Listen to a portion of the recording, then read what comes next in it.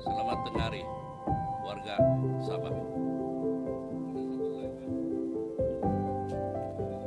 Pada hari ini kita mau memperjelaskan apa yang berlaku di Sabah ini selama 24 jam.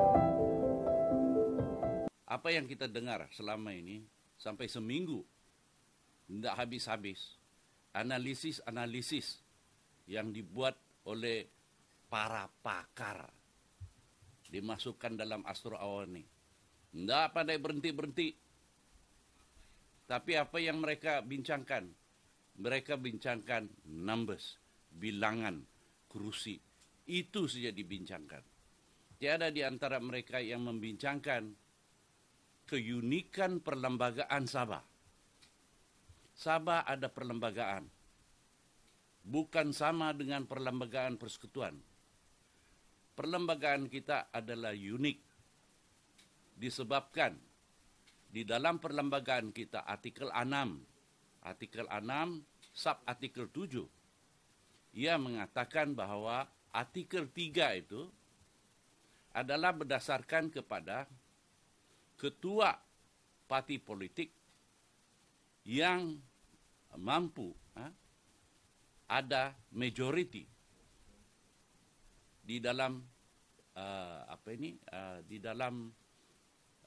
pengundian. Jadi ini berbeza dengan perlembagaan-perlembagaan di tempat-tempat lain. Dan ini selalu dilupakan karena ramai orang menganggap semua perlembagaan di Malaysia ini adalah sama. Ini terbukti tidak sama. Saya ambil contoh. Kenyataan media daripada SPR. Dia mengatakan bahawa jumlah kerusi diperolehi oleh Parti Warisan Sabah. Registered Party Parti Warisan Sabah. 29. Perikatan Nasional 17. Barisan Nasional 14.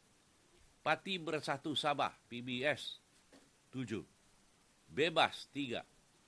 Parti Keadilan Rakyat 2. Dan Pertubuhan Progresif Kinabalu Bersatu APKO 1. Kesemuanya 73. Jadi parti yang mendapat majority di dalam pilihan raya yang baru-baru ini adalah Parti Warisan Sabah. Seperti yang termaktub di dalam artikel 63 di dalam perlembagaan Sabah. Jadi berarti mengikut ini Parti Warisanlah yang sepatutnya didulukan. Ini yang ketiga, yang artikel 63. 67, inilah 67 ini, for purpose of clause 3, dia bilang, of this article, where a political party has won a majority, political party has won a majority of the elected seats of the Legislative Assembly in a general election. The leader of such political party,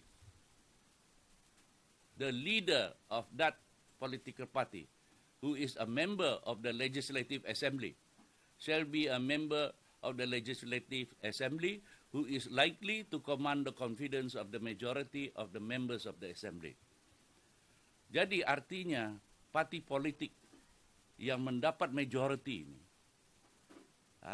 the leader berarti ketua parti politik yang mendapat majority ini dan mendapat confidence daripada majority member of the assembly. Itulah yang sepatutnya dijemput oleh istana. Bukan kau meruju masuk di dalam sana macam orang kurang ajar. Kau dijemput oleh istana, baru kau boleh masuk. Bukan kau berkampung di luar. Macam orang Paloi, tidak ada bertemadun langsung. Tahu, Ini bukan parlemen yang kau boleh teriak-teriak macam beruk dan kerak. Ini kita punya istana. Kalau kita sendiri tidak hormat, siapa lagi mau hormat? Paham? Jadi, ini penting. So, political party yang kita nampak di sini, inilah yang merebut kursi di Sabah. Persoalan dia sekarang. Oke? Siapa ketua political party ini? Ketua political party Perikatan Nasional bukan Hajiji. Ketua political party Perikatan Nasional adalah Muhyiddin. Jadi Muhyiddin boleh angkat sumpah ketua menteri, kata? Tidak. Coba, siapa yang pandai-pandai di dalam parti Perikatan Nasional ini, coba jawab. Siapa yang pandai-pandai di dalam Asro Awani ini, sila cakap, jawab. Kalau kamu orang tidak paham Sabah, kamu tanya orang Sabah. Jangan tanya orang yang lain-lain. Barisan Nasional. Siapa ketua Barisan Nasional? Dulu Musa Aman. Musa Aman sudah tiada. Jadi siapa ganti dia? Kusung. Ingat itu si Bung Mukhtar itu boleh automatically jadi Barisan Nasional. Dia mesti kena pilih juga bukan? Jadi sekarang siapa mewakili Barisan Nasional? Kalau Barisan Nasional tiada ketua, berarti kamu tidak boleh dijemput ke istana. Paham? Lepas itu Parti Bersatu Sabah. Siapa ketua dia? Kalau ketua dia sakit sekarang ini, siapa pengganti dia? Kalau pengganti dia pun tiada, dia turun-temurun. Majelis tertinggi tidak akan semua tiada orang. Bukankah? So berarti mereka memang tidak boleh lah pasal 7 saja. Combine 7 dengan 14 pun tidak boleh juga. Pasal dia bilang a political party. Kalau satu political party, dua political party, kau bergabung belakang. Kau kena masuk pergi istana dulu. Mengerti ke itu? Jadi itulah yang di dalam perlembagaan itu yang ramai tidak paham. 2 minggu. Perdana Menteri lah turun di sini. Kabinet Persekutuan pun turun di sini. Ada juga yang dari Sabah ini yang bersekongkol mau memukul orang Sabah sendiri untuk merebut kuasa orang Sabah. Ada juga ikut diorang punya cita rasa. Diorang bukan memperjuangkan hak-hak Sabah. Mereka memperjuangkan hak mereka mendapatkan jawatan dan pangkat. Itulah membodek habis sama Melaya. Inilah orang-orang ini yang termasuk di dalam PN, termasuk di dalam BN. Tapi teriak sana teriak sini melalak bilang memperjuangkan hak Sabah. Tiada lah. Orang-orang ini bukan memperjuangkan hak Sabah. Mereka memperjuangkan hak mereka sendiri untuk mendapatkan jawatan, untuk mendapatkan pangkat. Inilah orang-orang yang sudah kamu orang undi. Kenapa? Kamu orang kena bayar 100 ringgit, 200 ringgit. Begitulah harga marwah kamu. Ambil kau. Tapi kami masih dapat 29 kursi juga. Apa arti dia? Arti dia ini sudah ditakdirkan. Ditakdirkan bagaimana kita ini matang berpolitik. Matang menjalankan liku-liku politik. Itulah warisan. Bukan yang macam begini nih.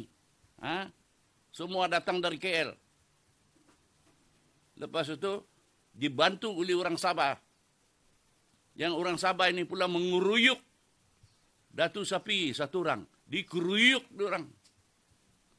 Tapi dia bangun juga dengan 29 kursi. Kamu yang berkurangan. Bukan saja itu kamu orang berkurangan. Kamu punya defisit maruah bertambah. Jadi kemana kamu mau lari?